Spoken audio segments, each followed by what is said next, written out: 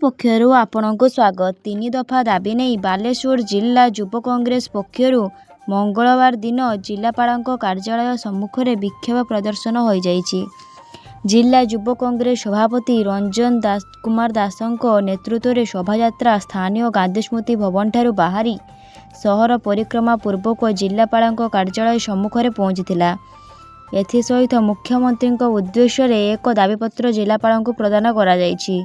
Tata power ଅତିରିକ୍ତ security ଆଦାୟ ବନ୍ଦ ଓ 300 ୟୁନିଟ୍ ବିଜୁଳି ଛାଡ଼, ଅନ୍ୟାୟ ଭାବରେ ପଲ୍ୟୁସନ ନାମରେ ଜିଜିଆ କର ସାଧାରଣଙ୍କ ଉପରେ ଲଦିବା ବନ୍ଦ, ଚାଷୀଙ୍କୁ ଟାର୍ଗେଟ ମୁତାବକ ଟୋକନ ଓ ପ୍ରତି ବୁରାରେ କଟନୀ ଛଟନୀ ବନ୍ଦ କରିବା ପାଇଁ ଦାବି କରିଥିଲେ।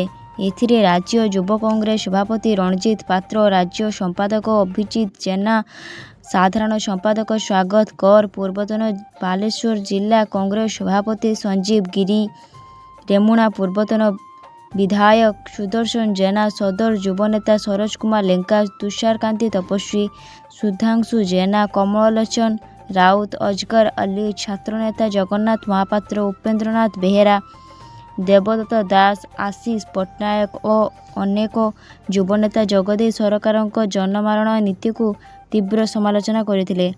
ଭୋଗରାଇ ନିର୍ବାଚନ ମଣ୍ଡଳୀ ସଭାପତି ଜୟଦେବ ଦାସ ଧନ୍ୟବାଦ ଦେଇଥିଲେ। ଧନ୍ୟବାଦ।